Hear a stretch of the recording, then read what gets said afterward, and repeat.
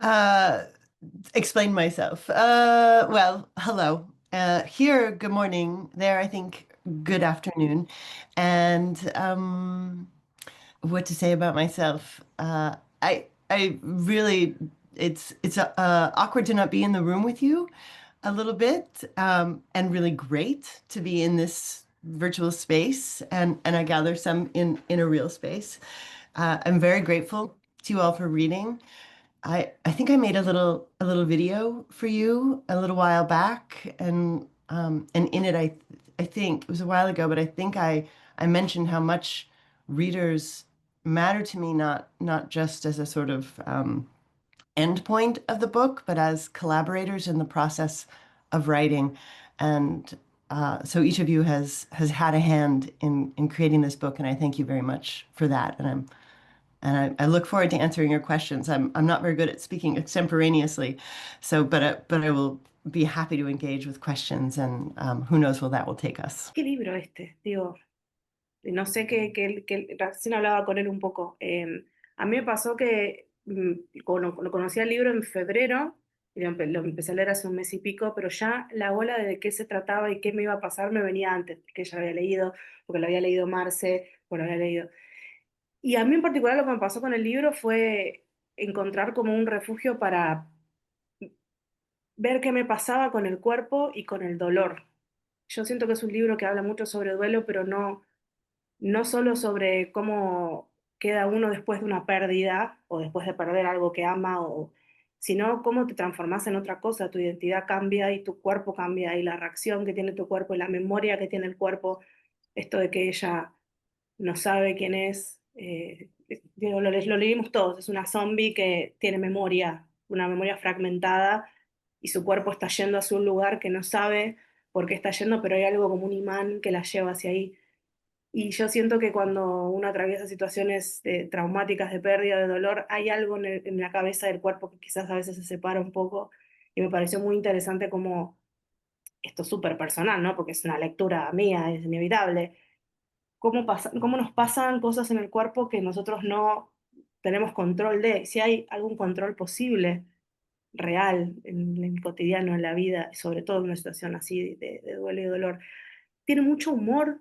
I really relate to what you're saying about sort of, I guess for me, the total experience of loss, that it feels very much to me as it makes real the sameness of our psychological and physical experiences. They feel very much contained in the same in grief, in ways that I think that they're not necessarily.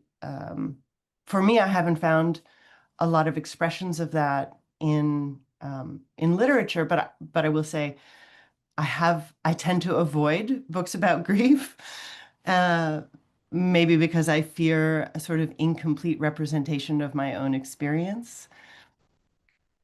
Um, and that might be a good place to stop or pause, but I'll say that I did not think that I was setting out to write a book about grief. So I can say more about that if you like. I don't know, Mallory, if you want to take the first part. Uno cuando tiene una pérdida tan grande, uno siente que pierde pedazos, y ella está perdiendo pedazos literal.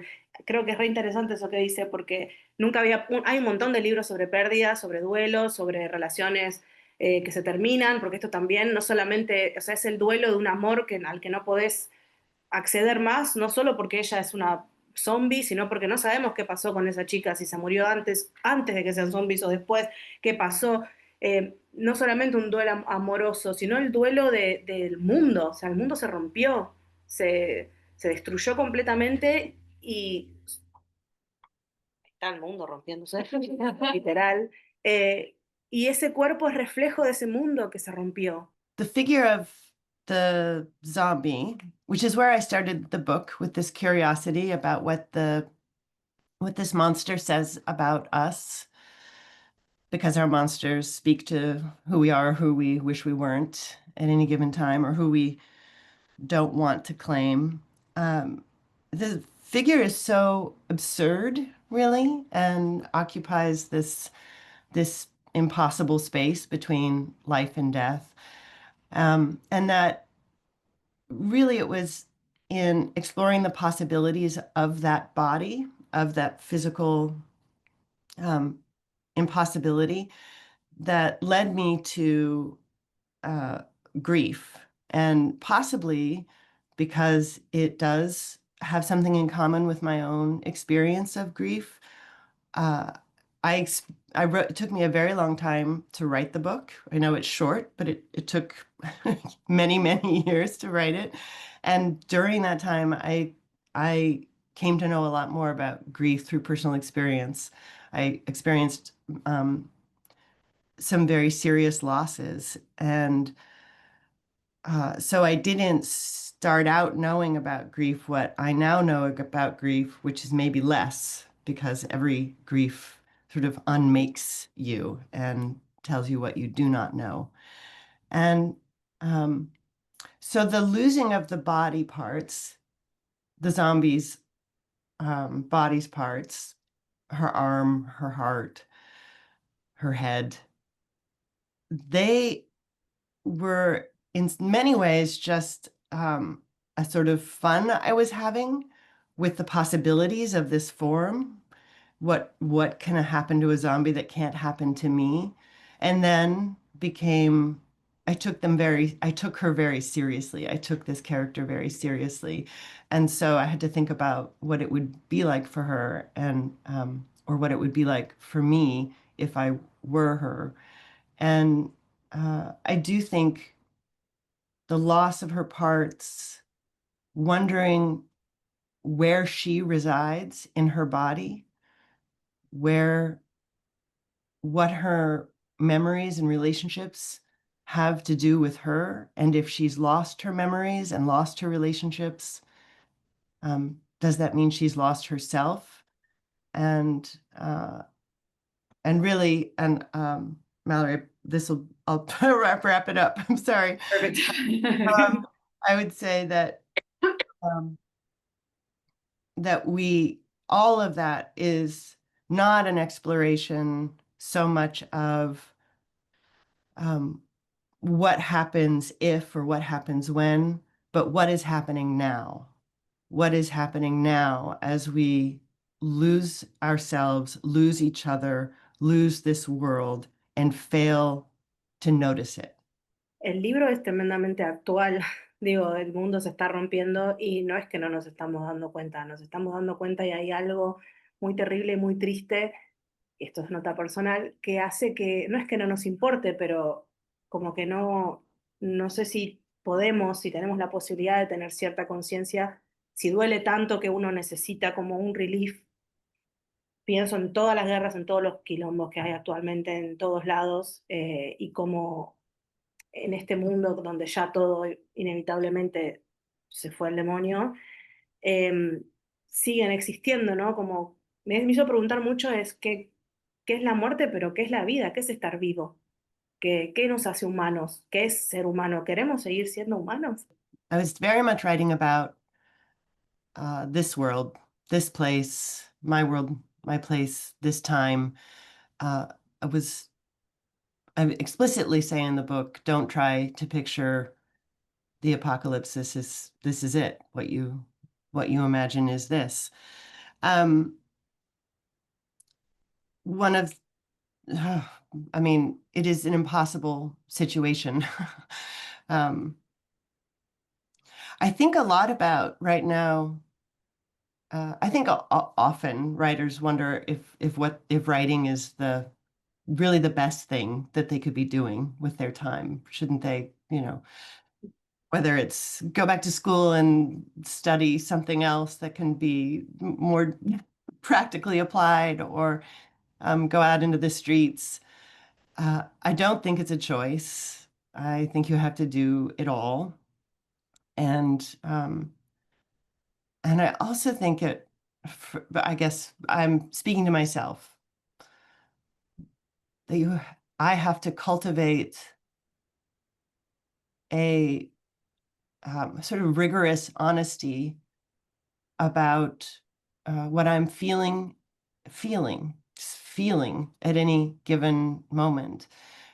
So that means feeling unbearable sadness, or feeling delight, or feeling bored, or feeling, and then what's the feeling underneath the feeling, and and and act according to that. And it's never one thing, it's never one feeling. And I think, these groups, the cults in the book, I think that we they seem to me, as I reflect on them, antithetical, or primarily, I would say that the humans in the gyre, the living, and the undead in the hotel, are two groups formed against feeling. They are sort of prop one another up in order to form a structure that protects them, a stockade that protects them from feeling. And I'd say the pirates are uh, a mystery to me still. What And is that hole? What's the And that hole? darkness. what's in the hole? Well, yeah. Well, let's talk about the hole, but Mallory, do you want to catch up for that, or should? Okay. Sure, yeah. Andy dice que está escribiendo muy sobre este mundo y sobre este lugar, sobre su mundo y su lugar. Dice explícitamente en el libro: no trates de imaginarte el apocalipsis, porque es esto, lo estamos viendo ahora. Es exactamente como es ahora. Dice que estamos viviendo una situación imposible actualmente, lo que estamos habitando. Y como escritora se pregunta, ¿es lo mejor escribir? ¿Es lo que debería estar haciendo? ¿No debería estar estudiando algo más práctico que se pueda aplicar en el mundo? ¿No debería estar tomando las calles? Dice que para ella no es una elección, que realmente hay que hacerlo todo. Pero ella habla consigo misma y trata de tener una honestidad rigurosa acerca de lo que está sintiendo en un momento dado, de si está sintiendo una tristeza insoportable, si está sintiendo la alegría o el aburrimiento, y qué está sintiendo debajo de esa emoción, y tratar de actuar de manera consecuente, y se da cuenta que nunca es una sola cosa. Um, Hablando de las sectas, dice que son la antítesis del sentir, que esas agrupaciones, tanto en el hotel como estas comunidades de personas que cuelgan a los zombies y a las muertes, que son una forma de bloqueo, de protección ante el sentir. Es como una comunidad de personas que se protege en estas comunidades, para que no tengan que sentir nada. Y dice que para ella también los piratas, este equipo de no muertes, también para ellos son un misterio. I want to say a little bit more, I think. The whole book, I think, is about the way that we are made up of our relationships. And so I think it's especially important that the cult, as you call it, relationships, they're sort of anti-relational. And there are a lot of anti-relational coalitions today in the world. So I think the way that I form connections based on need and ability feel most nourishing and helpful. And they don't require me to go back to school and learn how to be a doctor or an economist, or whatever. But there's always something that you can do. And I also want to say this sort of very simple impulse I have that I don't fully understand, which is, and I try to interrogate, which is to do simple things, to be simply in the day, to be very simply present with whatever it is, to go be in my garden, weeding, or and not listening to something at the same time. This this impulse to distract myself, I think, is something that needs to be challenged. And I wonder if those simple things are also distractions. So I'm torn, right? So Mm, I, what my heart is full of contradictions and it wants solace, and I don't think there is any solace mm, ex- except that this is really it. And when we talk about, you know, many religions say that life is suffering, but I think that we misapprehend that. It's not a statement of how awful everything is. It's a simple statement. We If you love, you will suffer. And so that's sort of just our predicament. So you have to go ahead and I have to go ahead and love the world and take the suffering. mm. Sí, creo que estás vivo si estás sufriendo, y lo paradójico es que ella está viva o no, igual sigue, eso es maravilloso, porque, claro, porque uno diría, bueno, si sufrís quiere decir que estás sintiendo que estás vivo, pero nuestro personaje está ahí, está como con un pie en cada lugar, igual está sintiendo. Hay dos cosas en particular que a mí del libro me conmovieron muchísimo. Eh, una tiene que ver con esta idea del hambre, y me pregunté todo el tiempo, y todavía me lo pregunto y me lo pregunto con ustedes, si el hambre es la vida. Ella en un momento se pregunta, ¿qué es esta cosa inexplicable que tengo adentro que me lleva, si estoy muerta o no, que me lleva a continuar, a seguir, a... That's such a great insight, that question about how we know each other, how we and how I think that too is a thing that we need to practice, that sort of recognition of life. And it's odd that we're not very good at it, that it's sort of a zero sum, that if there's only so much life, and so if I'm alive, that means somebody else can't be alive. Like there's a sense of scarcity around selfhood and aliveness. Um, I think that hunger, that the hunger that the undead, that the zombies experience is a sort of abject hunger. It's a hunger that does not seek after or result in nourishment. One of the the conundrums that I faced, or the questions that I had immediately writing the book, is I really had not spent any time thinking about zombies. I had really skipped zombie culture and all of the popular representations of zombies, almost all. There were some that I had seen. I'm a huge fan of Night of the Living Dead, but it is arguably a political film rather than a horror film. So uh, thinking about the zombie, I was really puzzled about why they eat. Why are they hungry? What happens? Where does it go?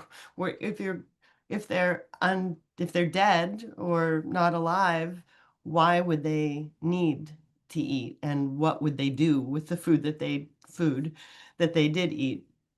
Um, and it is, I think, the the chief expression of their fearsomeness, that they are terrifying because they eat when they do not have to. They are terrifying because they are hungry for something they do not need. And that tells me a lot about me, a lot about us. And I don't think she's drawn by her hunger across the landscape. Um, she is maybe running from it at a certain point, and a long period of the book, or a section of the book or two, is this running away and this parenting of her hunger deciding not to eat, and that if she doesn't eat and she feels hungry, then that makes sense. Whereas hunger, when you just stuff yourself with humans, doesn't make sense. Mm. I think well, I decided that the hunger and the rage were are sort of pathological expressions of grief, of unfelt grief, and that instead of grieving, she's hungry. Instead of grieving, she's rageful. And when she stops feeding her hunger and her rage, she begins to feel her sadness. And I think possibly that's she is alive then. Y es una analogía increíble porque más allá de comer como acto de alimentarse, me hizo preguntar mucho qué consumimos de las redes, qué consumimos del mundo, y si nos llenamos sin sentido, porque esto que dice Ana es re interesante, cuando uno está en silencio, nadie quiere estar en silencio mucho tiempo, porque ahí empiezan a aparecer cosas que quizás no podemos o no tenemos ganas de revisar. Entonces, estamos todo el tiempo consumiendo y no nos estamos cuestionando qué consumimos. It is truly difficult. But I think we don't practice it, right? It might not be, I mean, I say it's difficult, but honestly, isn't it so difficult to not do that work, to not um, think about what we're taking in and what we're reproducing, and to not think about one another? It feels so painful. It's unbearable. I've said the word more than once, and in the book, the unbearability is something the character thinks about, I'm thinking about. Um, I and maybe, you know, in the epigraph to the book, there are many epigraphs, but the first epigraph from Judith Butler is about the importance of you, of the other, um, and how without you I fail, I fall, and so that unbearability, the fear of the silence, as you say, the fear of what we will feel if we feel anything at all is um, not unfounded. It's but it's I think, I mean, this sounds so to me facile in a way, but it really does seem true that it's only with one another that it's bearable, and without one another it is not. And yet we are increasingly isolated out of fear. So it's a pickle, as we say, where it's a conundrum. Um, but it's so doesn't it seem sort of basic at the same time? Like it I think that's the absurdity of it all, that we go to such great lengths and um, to find something, to fill ourselves with something when what we need is readily at hand and already known by us, and we get farther and farther from it while seeking it. No me voy a permitir estar triste porque no sé cuándo voy a parar. Y bueno, no pares, yo qué sé, capaz que lo que hay, estoy pensando en voz alta, ¿no? No es que sé esto, para nada. Pero capaz que lo que hay que hacer es volvernos más salvajes, porque estamos en una sociedad tan hipercontrolada, donde todo es tan rígido, donde el sistema te hace que vos tengas tu cajita y vos tu cajita y no vayas a salirte un cachito de la cajita, que después nosotros reproducimos eso inevitablemente porque no estamos externos al mundo. Nadie puede escapar del capitalismo. Entonces, eh, se traslada tanto a cómo nos vinculamos que, claro, después pasa lo que dice Anne, nos complicamos la vida. I'm truly amazed by this conversation and how you are managing it, and that we get to have it. So that's a testament also. I mean, many thanks to you, and also a testament to the possibility um, of spaces like bookstores, of books themselves, of books that across time. I mean, I feel very lucky to be accompanying my book in this space, but I read many books by people who are no longer alive, and I feel brought into something larger than myself when I do that. Although that is arguably a solitary experience. I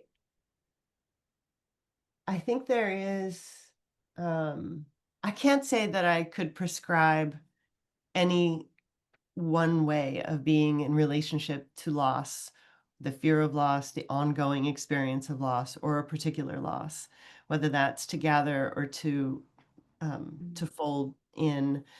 I think there are many ways to be in the world with that experience, and many ways to have that experience, many permutations of loss. Um, I do. I'm thinking about. I'm thinking about the lack of structure. I'm thinking about two things. One, that we don't have very many. My impulse, I'll say it starting over again, that my impulse in this time here in the United States, which is terrible, to connect not through large structures, but through small structures, through intimate structures, friendship and need. And then I'm also thinking of things like the third line in funeral processions in Louisiana and maybe elsewhere too. I'm especially aware of this happening in Louisiana. Funeral processions are waves of expressions of loss. They are um, each line of the procession has a sort of different role to play. They're the grievers, the ones who have lost the intimate. There's the body that is representative, at least, of the one who is lost. Um, the third line is the sort of part where the party is. It's where the release is, and it's not a celebration um, to replace grief or even to comfort, but it's an expression of life where I think like death is life. I mean, I'm saying such obvious things, but um, there is a way to gather. There is a way to um, maybe the most profound way to experience joy in the experience of grief. And I just think that third line is such a great, not only um, metaphor for it, but expression of that. And I just say that I think I have never experienced um, more just, I don't know, ready joy, more simple joy than during very difficult, sad times. During the times when people I love very much were dying or had just died, the laughter was very available, silliness was very available, simple things were very funny, and the next minute we'd be crying. Ujú. Estaba diciendo que nunca había experimentado tanta alegría, la alegría tan inmediata, tan lista para sentirse, que durante momentos muy tristes, que en momentos de duelo, la risa, la tontería, el juego, estaban muy presentes también, que podían reírse de cosas muy sencillas y al otro momento estar llorando. Y todo eso como que habitaba. I want to say one more thing, if I may. Oh, I'm sorry. Did I cut you off? No, perfect. Also, I think it's different. I love these stories of the personal losses and how we, they're difficult, they're complicated. These are not simple relationships. But I think it's different when we're talking about the loss of an identity, a loss of a national identity, a loss of an affiliative identity with our group, queer identity, or the loss of safety, or the loss of an ecosystem. I think those are, I'm not sure. I'm interested in how not only to find joy in the moment and savoring the things that we have, but to experience joy even in times of great peril, not just to ourselves, but to communities, to whole peoples, and also I think it's complicated when I have a simple experience of joy in my ordinary life, knowing that on the other side of the planet there are, or not on the other side of the planet, where there is great suffering simultaneous to my joy. This I'm interested in, the sort of complexities of our of the of our of our multiple experiences that we have, that we all have a very sovereign and private experience of life, and simultaneously we're all connected. I I don't know. I think that's a puzzle I'm working on, and how to. So that's a puzzle I'm working on, and I am troubled. I find it difficult that I can be having joy when someone else is suffering. I don't find it difficult that I could be having joy while also suffering, but the other is more complicated. So beautiful. Thank you. Shall I translate? Oh. Traduzco primero. No. Yeah, traduzco. I'll translate first. Estaba hablando de una línea en particular del libro, que es que la pena, creo que es la traducción en el libro, pero eso del duelo, la pena, el duelo, es una máquina de tiempo. Y que yo estaba reflexionando acerca del hecho de que ese duelo nos acerca quizás a un ser querido que hemos perdido. Y estaba mencionando algo que había escuchado de un escritor que decía que cuando trata de recordar la risa de su madre, aun si no puede recordar esa risa, está tratando de alcanzarla y que está haciéndole honor al recuerdo de su madre en ese tratar de llegar a esa risa. Entonces estaba pensando en cómo el duelo nos lleva hacia atrás en el tiempo, pero también nos puede llevar hacia el futuro, quizás, o hacia los costados, este tiempo circular que habitamos. Así que le había preguntado a Ana acerca de esta línea de que el duelo, la pena, es una máquina de tiempo. I'm looking up the line right now as you're translating. I'm going to see where it is in the book and who says it. And so it's early in the book. She's talking to Marguerite, who herself is a time machine. I'm really struck by what you said, I think, about a friend who, or maybe it was a reel you watched, not a friend, but somebody who spoke about the reach, the thinking that the association between, or even like a synecdoche, that his mother's laugh is in some ways his mother, and when he reaches for her laugh, he's reaching for her. And I'm struck by the reach itself, that reach is the thing, right? This whole book, I think, is a reach. It's there, and a reach and never reaching. It doesn't end. Or it doesn't resolve. I'm very, it was something about the book that made it interesting to me to write, that I knew that that it couldn't resolve, that it couldn't really end. And so I was very interested in how to create or I am interested in my work in general, and in the work that I publish, as a publisher. I'm interested in wholeness rather than things that end. I'm interested in what creates a sense of wholeness about a story or a work of art of any kind, or even a relationship. What is the nature of its wholeness? And I think that reach, even though you can't get there, even though he will not hear his mother's laugh again, it's the reach that makes the wholeness. It's complete. Y hace un poco el final, ¿no? El final, creo que casi textual habla de eso. Es como, esto es un poco en criollo, esto es lo que hay. Y cuánto de esto va a ser suficiente o no, bueno, eso eso me encantó. Es como no, porque dice en un momento, si cuando llegas a un punto, creo que dice algo así, vas a buscar otro punto, porque no alcanza nunca. Entonces, quédate ahí, la cabeza ahí, el cuerpo en la profundidad, la cabeza en la orilla y a ver qué pasa si nos quedamos ahí en ese en ese no entender, en eso que no necesita llegar a un lugar. Thank you. Yeah.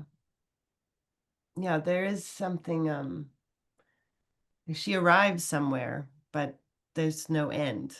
And she thinks there's an end, and then there isn't the end. And I feel like that's been my experience in any number of times, like with people who are dying. There's a sort of I've had the experience of like sitting with. I've had various experiences of people dying, but one of these experiences is not being sure they're dead. You know, are they alive? Is this it? And then breath continues. Are they? And there's this in that moment, it's such a perilous uncertainty, you know, where you want to know and not know at the same time, and staying in that uncertainty. It feels like, how long can you stand it? How long can you stand to not know? To have you want the person, and yet it's just a terrible, wonderful place to be. And oh, terrible. I'll try to finish my words, Mallory. I'm so sorry, so that it's No, possible It's it's to okay. turn them into something. But I'm thinking about how oh, where did it go? I lost my thought, but that I'm thinking about the physical experience of that uncertain place, and how much fuller the air feels, how much fuller the room feels, how much fuller that moment of uncertainty is than any moment of certainty. So the book is divided into, I don't even remember how many parts, 6 or 7 parts. And those are organized into 3 parts. And the 3 parts are represented by 3 drawings, which 3 sketches that I made when I was working on the book. The first is this sort of cube of cubes, this sort of messy, haphazard, axonometric drawing. The second is a dashed line, and the third is a sort of crooked spiral. And these were the descriptions for myself of the structure of the book, because I wasn't working on a book that had an arc, and I probably never will work on a book that has an Aristotelian arc. But these describe to me the states of the story, and the whole comes at the turning point between the dashed line and the crooked spiral. Yeah, it's the departure from any ordinary progress. So part 1 is really, or the first section is static. She's sort of a negotiation of spaces and of ideas of self and of social structure. The second is a run. She's moving through space, falling into these gaps between spaces. And then the third is this movement that doesn't happen in space. Possibly it's happening in time. So that's one answer. And maybe I can quickly say another, while Mallory's making notes, which I think is that it's the place of surrender.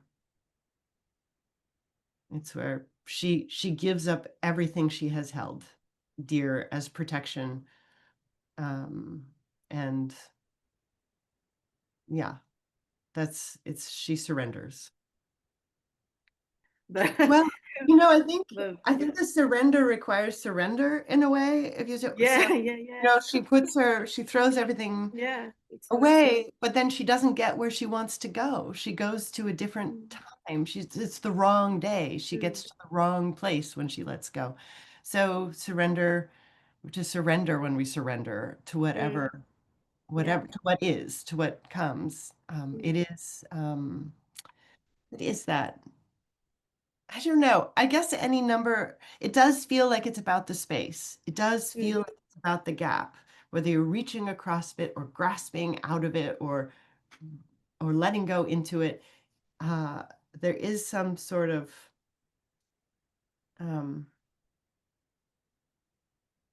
awareness of the air, awareness of the molecules, awareness of the fact that we're not different from them. Again, that the change, awareness of a change. Yeah. The dynamism of it all. Yeah. The impermanence. Yeah. I feel that's not doing justice to this question.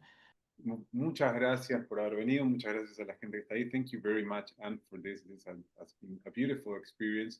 It has been complicated in the translation and everything, but I think that we have got something here, and we are living with more doubts than certainties, and that's really important for us, and that's what we're looking for here. So again, thank you very much for your time and for your effort, and we're looking forward to read more of you.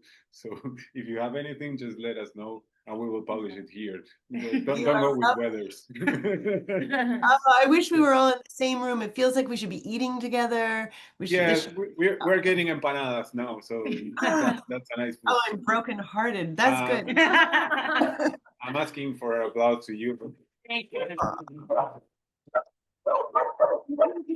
Oh, there's a dog. That's good. Thank you very much, and have a great day.